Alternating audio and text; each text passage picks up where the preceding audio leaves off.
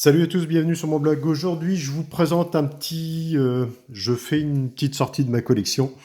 Je vous souhaite déjà mes meilleurs vœux pour cette nouvelle année, plein de bonnes choses et surtout une bonne santé. Et puis, je rebondis entre guillemets pour faire une petite présentation des différents couteaux que dans les derniers que j'ai achetés. Et puis sur un état de ma collection sur les beaux couteaux. Et pour ceux qui me suivent. Et voilà, donc j'avais pas spécialement de couteau à présenter. J'en ai certains que j'ai reçus, que j'ai pas présenté volontairement, par déception pour un. Et puis pour d'autres, parce que j'ai pas eu le temps ces derniers temps. Et puis, parce que alors voilà, quand je suis déçu d'un couteau, je le présente pas. Il m'arrive d'avoir des couteaux, donc je vais l'intercaler dans ce que je vais vous présenter. Ce que des couteaux que vous n'aurez pas vu forcément sur cette chaîne-là. Voilà, donc c'était pour vous faire voir un petit peu les différents couteaux. C'était pour faire un petit peu un remake des différents couteaux que j'ai présentés. Certains, j'ai pas fait de présentation dessus. Parce que ça me tient pas à cœur, ou certains sont plus anciens, ou je les avais avant, et puis je fais ça en fonction de mes envies, quoi. Donc voilà un petit peu pour présenter. Enfin, c'est des couteaux que vous connaissez pour certains, pour ceux qui me suivent. Beaucoup de couteaux corse ici, là, dans cette présentation, parce qu'ils sont pas tous là, c'est les couteaux, on va dire, dans les plus intéressants. J'en ai bien d'autres. Donc voilà, j'en faisais une petite vidéo, enfin qui risque de durer un petit moment. Voilà, très beau couteau de chez Jean-Jacques Bernet, avec un super damas avec de mémoire qui avait 680 couches, en acier après carbone, avec un bois que je lui avais envoyé. D'ailleurs, vous verrez sur les parutions, dans les couteliers corse, il y a 5 à 6 nouveaux couteliers corse qui font partie de cette confrérie maintenant. Et vous allez sur c'est le syndicat, il y a les deux en fait, il y a le syndicat et la confrérie des couteaux corse. Quand vous allez sur Coutellerie Corse, vous allez retrouver ces poinçons. Et du coup, il y a 5 à 6 personnes là, qui viennent de se rajouter. Donc voilà, c'est super sympa, ça va faire des nouveaux couteaux. Ce que j'adore, ces poinçons. C'est pareil, couteau corse que j'ai déjà présenté. C'est bien aussi. J'ai un effet de lumière qui n'est pas terrible comme d'hab. Donc ça fait partie de mes beaux couteaux corse que j'adore. Un autre couteau, mais voilà, c'est pas la même démarche après. Un autre couteau corse de Monsieur Barillet à Pomparière. Après, sur ces couteaux, j'en avais parlé. Je referai une série sur les couteaux corse. Voilà. Mes choix ont évolué, mais il y a aussi des informations que j'avais pas sur certains couteliers. Certains, voilà, il y a vraiment les deux couteaux que je vais me présenter qui sont 100% artisanal, faits sur place, etc. Certains couteliers, dont celui-là que j'ai dans la main, travaillent en partie aussi en sous-traitance ailleurs. Du coup, j'ai acheté des modèles chez eux, mais je ne sais pas s'ils sont tous faits chez eux. Alors celui-ci, je pense que oui, dans certains modèles haut de gamme, mais par contre, d'autres ne le sont pas forcément. Ça manque un petit peu de transparence pour certains. Voilà, c'est juste une parenthèse. Un couteau que j'ai pas présenté, mais j'attends de lui en commander un autre, les frères Temen, le Fuji, que j'adore, je trouve qu'il a une très belle ligne. C'est un très beau couteau, ils font des très belles réalisations. En corne, une très belle corne en plus. Donc, ils ont des très très belles cornes. Et donc il y a un modèle de chez eux que je vais acheter, que je veux commander, que j'ai pas pris le temps de commander encore, mais ça viendra. Couteau Manu La Forge, donc ça c'est un acier en damas carbone. C'est pareil, je fasse une petite vidéo sur les différents aciers. Là on est sur un deux clous, hein, sur celui-ci, mais il fait du cran forcé aussi de la même manière. Et c'est un bois stabilisé que je lui avais envoyé, qui est vraiment de toute beauté. J'adore ce bois stabilisé, il est superbe. L'atelier d'Opale, ça c'est un couteau que j'aime bien. C'est un très beau modèle en noyer. Très bonne prise en main, une finition parfaite. Il y a des finitions qui sont très très bien faites.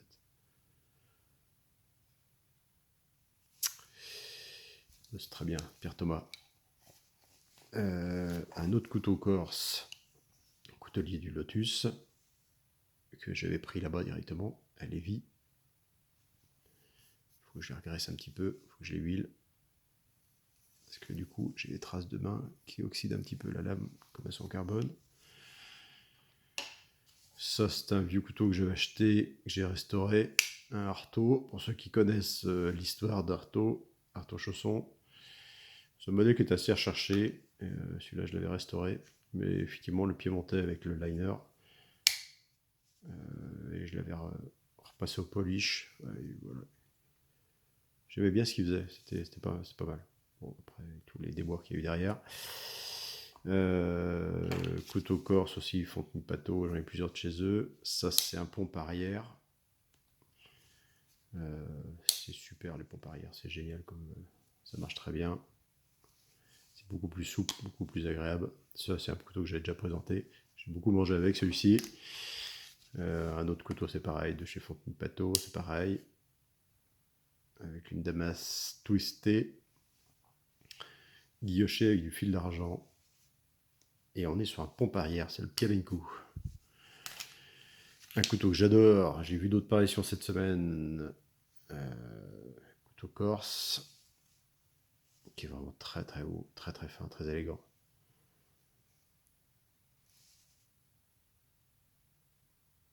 Je suis en train de chercher le nom d'artisan, mais ça va me revenir. Donc voilà. Mais la corne est vraiment superbe. Benjamin Sellé. Voilà. Couteau de la gueule. Qui est très franc au niveau du ressort, ça claque bien. Avec les guillochages. Donc c'est Monsieur De Villers, qui fait des très belles réalisations, qui vendait pendant un moment sur eBay, et qui a un site internet aussi de vente. Je comprends pas trop qu'ils vendent sur eBay. Alors, ils faisaient des surenchères, mais qui étaient un peu faussées d'avance, parce que de toute manière, on savait très bien que c'était surenchéri systématiquement, parce que les couteaux passaient forcément la barre qui devait être vendue.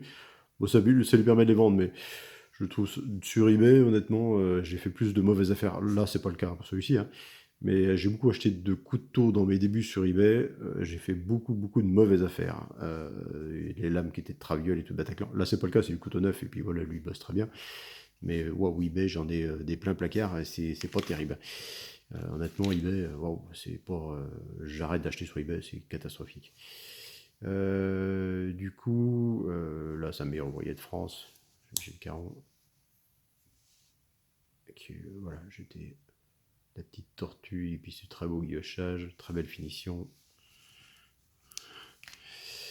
Toujours un couteau corse, enfin couteau corse, couteau 2/3 pour les Corses, donc le Vendetta, donc Gilles Fontenay Pateau, et l'association avec Zuria à Bonifacio en Corse, aux terrasses d'Aragon. Le fameux couteau de Régis, Najac, avec une lame faite sur un acier français, c'est le T12 si je dis pas de bêtises, et c'est un bois que j'avais envoyé. Donc, c'est marrant ce qu'il fait, voilà, c'est assez particulier, hein, c'est propre, il y a vraiment une identité bien marquée. Pareil, autre couteau de chez eux, c'est pareil, c'est un couteau que j'avais offert à mon père, et du coup, un acier Damas aussi, qui est très beau, avec du buffle. C'est très cossu, c'est très costaud comme couteau. Là, on est sur un cran forcé sur celui-ci. Un coutelier corse, Monsieur Cazorla, en piémontais, avec cette superbe lame. Bon, il fait des très belles choses aussi, il fait des damas qui sont magnifiques. Un couteau de Tom Fleury que j'avais fait à l'époque. Là, on est en acier. On est en une maille VG10, si je dis pas de bêtises, comme il y a les deux aciers qui se ressemblent. Avec comment dire, une révélation forte pour essayer de se rapprocher de la couleur du manche, et de la molaire de mammouth stabilisée, et un très beau guillochage. Alors j'en ai un autre de chez lui, qui est un acier que je lui avais envoyé de chez Philippe Ricard. Bon, j'avais fourni les plaquettes, elles créent quelques défauts, elles cintrent légèrement les plaquettes, là les plaquettes n'étaient pas de super qualité. Par contre l'acier était vraiment révélé, très bel acier, avec un guillochage glace que j'avais demandé, puisque j'avais vu une de ses parutions après avec ce type de guillochage. Donc voilà. Aïe. Et en plus, l'inconvénient de ces plaquettes, c'est que les fils qui sont dedans ressortent à des endroits, ils sont un petit peu rugueux. Et c'est un peu le défaut de cette matière-là. Alors, c'est moi qui lui fournis, hein, mais du coup, j'aimais bien l'esthétique, mais je trouvais ça sympa. Par contre, elles ont des fils dedans qui ressortent à des endroits. Et il m'a dit que les plaquettes n'étaient pas terribles, donc c'est un peu dommage. Mais bon. Ça, coutellerie de La Rochelle, c'est pareil, c'est un bois stabilisé que je vais vous envoyer, qui était très beau. Le Farol. Un autre barillet coupe écorce, entre guillemets, là aussi, c'est ce que je disais au début de l'émission, qui fonctionne très bien. J'ai un ami qui en a acheté un, ça fonctionne très bien, c'est très qualitatif. Voilà, c'est un pompe arrière.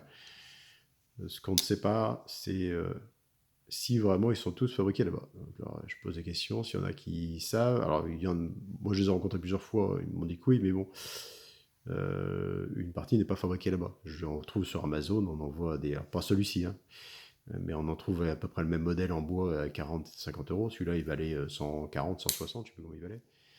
Ça manque un peu de clarté. Impécration, ça c'est un couteau 5 pieds monté, avec de le bois d'amourette. Très belle finition aussi, c'est très bien fait là, ce qu'il fait. Il est assez grand par contre, j'étais un peu surpris par la taille, mais vraiment c'est un très beau couteau. Couteau très connu. Qui sert l'espadon. Ça c'est un dérivé d'un couteau qu'il a fait mais en custom et qu'il a sorti après en série quoi. Ça c'est un modèle de mon ami Charlie. Et donc du coup, c'est un modèle. Alors Charlie ne lui demandait pas des couteaux en ce moment. Il fait sa maison et il ne fait pas de couteaux actuellement. Il va reprendre, là, je pense que d'ici quelques mois, là, il va reprendre son activité. Là, on est sur un manche d'espadon, un bois d'espadon. Ça pue à travailler, c'est une horreur. Et par contre, c'est un vrai rasoir. C'est très bien fait. Lui, Charlie, c'est le roi de la finition, quoi. C'est d'une finition parfaite. Donc là, après, j'en ai d'autres de chez lui. J'ai celui-ci qui est vraiment une tuerie, qui est vraiment très très beau avec un acier Damas mais maison. C'est quelqu'un qui lui a fait. Il fait pas d'acier Damas après, mais il en travaille. Et on a fait une bite centrale avec un guillochage qui est terrible. Il est vraiment très très beau. La finition est parfaite. Donc ça c'est modèle Le Chaluçon. Donc il va refaire, je pense, plus du couteau haut de gamme. Enfin, on en a discuté plusieurs fois et bon, je pense qu'il va se remettre à faire revoir un petit peu sa façon de travailler au niveau de la coutellerie, ce que je lui souhaite parce que vu la qualité de ce qu'il fait, il peut très bien faire des couteaux très très haut de gamme, comme je vois passer sur Facebook régulièrement. C'est un garçon très gentil, qui voilà, il faut qu'il passe au cran supérieur, il est trop gentil, Charlie. Donc du coup, ça c'est mon avis personnel. C'est comme ça un copain à moi, donc voilà. Donc du coup, le petit colonial, que j'adore ce principe du petit colonial de Gilles Verdi. Une mouture creuse, c'est un très beau couteau.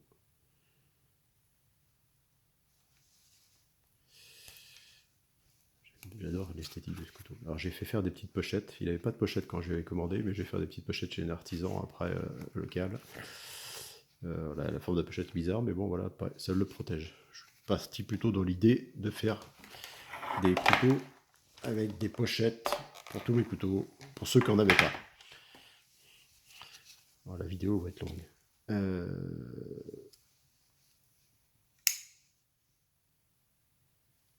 Jean-Michel Carigny. Du bois de Nara. Voilà, du coup, ça claque bien. Le liner. Très beau couteau. Enfin, de toute façon, tout ce qu'il fait, c'est magnifique. Avec les housses de chez Chantal, que je parle à chaque fois. J'adore ces housses. Ça, c'est pareil, j'avais pas pris de housse, donc je lui ai fait faire une petite housse, c'est pareil. Le couteau vendéen. C'est un gaucher, celui-ci. Qui a très beau bois. C'est une palissandre. Maintenant, je vais l'essuyer. Le défaut de ce couteau-là, c'est ça. Autre couteau. Alors ça, c'est un couteau que j'avais fait il y a très longtemps, mais c'était une belle pièce à la base. Bon, elle avait après cette particularité que j'avais. Bon, il m'avait un peu déplu quand je l'avais reçu. Bon, malheureusement, ce coutelier n'est plus de ce monde. Voilà, quand j'avais reçu un couteau à 550 € et puis que c'est bon, bref, ça m'avait un petit peu vexé sur le moment. Bon voilà, c'est un très beau couteau, avec un très beau guillochage fait à la main, avec du mammouth bleu stabilisé, qui est vraiment très très beau. À part, c'est effectivement ce défaut de résine là, qui a été repris. Parce que vu la taille du couteau, qui est un petit couteau, je pense qu'on aurait pu trouver un morceau de mammouth qui tienne sur le manche. Voilà, c'était un peu... bon, voilà, c'était fait comme ça. Je n'ai jamais rien dit, mais voilà, ça m'avait un petit peu piqué sur le moment quand j'avais reçu. Parce que c'est quand même un investissement, ce couteau-là. J'avais mis quand même le paquet là. Sur un petit couteau, on est vraiment sur un petit couteau de poche. Mais il est très très beau, il est très bien fait. Le guillochage va jusqu'à l'arrière du manche. Très magnifique le guillochage. Je suis pas très guillochage maintenant, mais bon, il y a des guillochages quand c'est très bien fait. Voilà. Il travaillait vraiment très très bien. Là aussi, je vais faire une petite housse. Couteau que j'ai pas présenté non plus, que j'avais acheté dans les coutelleries. Savignac. Donc là, on est sur un 2 clous. Ce qui me feuille avec lame feuille de sauge. Ce qui me plaisait là, c'est la façon dont il a travaillé la corne. La corne est magnifique, quoi. Il est très beau ce 2 clous. C'est bien réalisé, c'est très beau, c'est très propre ce qu'il fait là, c'est chouette. Un beau rivet. C'est pas là où ce qui va avec, mais c'est pas grave. Autre couteau que j'adore. Alors j'ai pas eu l'occasion de lui recommander d'autres. Avec Florian. Là on est sur un 2 clous, il avait fait quelques séries en 2 clous. Bon, après c'est difficile pour choper les couteaux, il a pas mal de délais.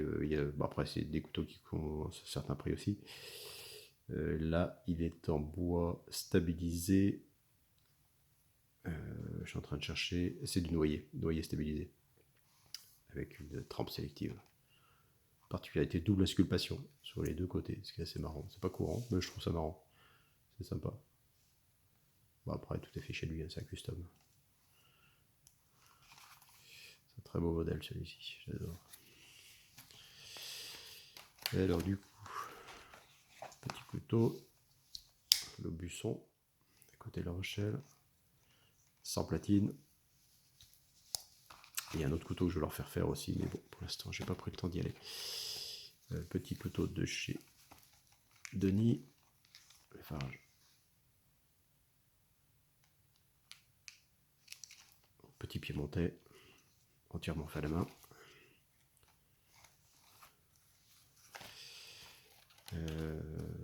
Qu'est-ce que j'ai d'autre? Celui-là j'adore, Jérôme Saint-Symphorien. Symphorien. Alors je l'ai dans ma vidéo que j'ai faite, j'ai mis Saint-Symphorien. Effectivement, il y a un bled pas très loin de chez nous qui s'appelle Saint-Symphorien, donc je l'appelle Saint-Symphorien. C'est Symphorien. Donc très belle finition. Là, c'est un bois stabilisé que je vais envoyer avec un petit guillochage qui est très bien fait. S'il veut faire le focus, voilà. Finition parfaite. Trempage des platines, tout. C'est terrible.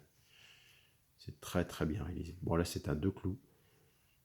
Mais alors, au niveau finition, c'est un truc de fou. Le fait. Le petit français de chez Perceval. Avec une lame, c'est du twist chez Devastile. C'est un classique, entre guillemets. Que j'avais déjà présenté dans d'autres vidéos avant. Avant les vidéos sous ce nom-là, j'avais fait d'autres vidéos avant. Celui-ci, Laurent Gaillard, que j'adore, qui est d'une pas de guillochage qui est simple, mais alors qui est d'une finition. Enfin bon. Après, on est sur la coutellerie haut de gamme aussi. Hein. Avec un très beau bois de fer, qui était mon premier bois de fer. Mais cette simplicité, enfin voilà, l'objet est simple, mais ça tombe bien. Enfin, c'est pour moi un des couteaux, le couteau parfait. Avec la petite housse qui va bien, chez Chantal aussi. Celui-là, c'est un de mes couteaux préférés. Après, qu'est-ce que j'aurais... Alors ça, c'est un couteau, c'est pareil, j'avais reçu pendant les fêtes, je ne l'ai pas présenté. De chez Tony. Donc, Tony Ruo, j'en avais déjà présenté de chez lui. J'ai la petite fiche sous la main. C'est le couteau poche lame rasoir. C'est un rasoir de poche. Là, c'est un friction. On a un XC100 micro-billet. C'est pour ça qu'il commence à patiner. Je m'en suis servi. Et en fibre de carbone. De même le prix. Bon, honnêtement, bon, après, j'avais rajouté pour la housse aussi. Parce que c'est pas cette housse qui allait avec. Wow, j'adore ce qu'il fait. C'est un truc de fou. C'est tout ce qu'il réalise, c'est vraiment top, quoi. C'est vraiment. Alors j'en vois qui sont des fanas de Tony parce que je vois des collections passer sur Facebook, c'est un truc de fou. Mais c'est superbe ce qu'il fait. Il va faire des finitions qui sont parfaites, il va polir certaines parties, c'est de la tôle repliée, c'est costaud comme c'est pas permis. Alors les lames sont plus fines, hein, c'est sa façon de travailler. Là c'est un de clou mais qui fait parfaitement se bloquer la retenue de la lame est parfaite. Avec un léger guillochage. Je n'étais pas très fan de ces lames un peu style rasoir, mais honnêtement, ça marche très bien, quoi. La tenue est top. Donc toujours c'est rivets qu'il fait lui-même, tout. Enfin, je suis bluffé par ce qu'il fait, honnêtement. C'est vraiment très très beau. Et puis ses pochettes, c'est terrible. Donc c'est celui que j'empoche en ce moment. Donc du coup, ceux de chez Nicolas, que j'avais déjà présenté, avec un acier Damas Explosion de chez Philippe Ricard. Ça, c'est un très très beau modèle. En boîte Koa stabilisée. Avec billes céramique. Enfin, c'est un très très beau modèle. Ouais, il est tellement beau, je vais être honnête, je mange pas avec. Ouais, c'est vraiment un couteau de collection, quoi. Alors, je me sers de. Autant tous les autres, j'arrive, mais il y a certains couteaux. Bon, ils sont tellement. J'ai peur de les abîmer, entre guillemets, quoi. Celui-ci, voilà, je m'en sers pas pour manger. C'est vraiment un couteau de collection. C'est dommage, hein, mais les autres, après, par contre, je les garde toujours en poche un certain temps. Par contre, les autres que j'ai de chez lui, je m'en suis servi. Celui-ci qui était très beau, l'épervier, qui est magnifique, qui est très élancé, avec ce carbone qui est vraiment très très beau. Donc là, c'est deux clous en lame RWL34. C'est super bien fini, hein, ce qu'il fait, c'est top. Honnêtement, tout ce qu'il présente, c'est vraiment très très très bien fait. J'en ai un petit dernier chez lui. C'était mon premier. Un petit deux clous aussi, que j'aime bien, hein, ça fonctionne très bien. J'ai eu longtemps en poche celui-là, et honnêtement, carbone aussi. Pour faire ça, c'est top le carbone, hein. Sans platine, tout, il y a vraiment que ça pour que ça tienne vraiment bien, quoi. Donc ça. Après, autre modèle de Loïc Chopin, je lui avais envoyé les mitres. Alors, il est assez lourd de l'avant. J'avais rajouté, ouais, je trouve dommage que j'ai rajouté ce truc bleu, honnêtement. Ça aurait été plus joli avec un manche. Ça aurait été plus joli, fermant. J'aurais changé un peu de style après. Par contre, j'aurais fait plutôt un plein manche ou la limite centrale, mais j'aurais fait différemment maintenant. Mais bon, ça c'est moi qui lui ai demandé comme ça, hein. C'est le bois stabilisé que j'ai envoyé. On est sur de l'olivier stabilisé. Non, c'est un frêne, pardon, c'est un frêne stabilisé. La particularité, c'est qu'on est sur, voilà, sur une lame Damas qui est très très belle. C'est bien réalisé, hein. Bon, après, la mitre envoie beaucoup de poids, même s'il les a ajourés derrière. Donc, c'est des mitres de chez Philippe Ricard. Et la petite fausse pièce, la dragonne, qui est amovible, qui est fait aussi avec le même acier que la lame. Donc, renforcé.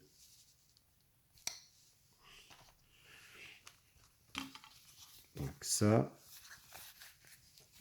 Après, le fameux. Alors, je n'avais pas de housse, monsieur Jésus Granda. C'est un peu dommage, ça, par contre. Donc là, c'est un multi-barreau. Et je lui ai transmis les plaquettes aussi. Je voulais un couteau très noir. Ça, je l'ai déjà présenté. Avec son système de palanquille. C'est très bien réalisé, c'est bien fait. Enfin, tout est fait chez lui, hein. C'est impressionnant le boulot qu'il y a là-dessus.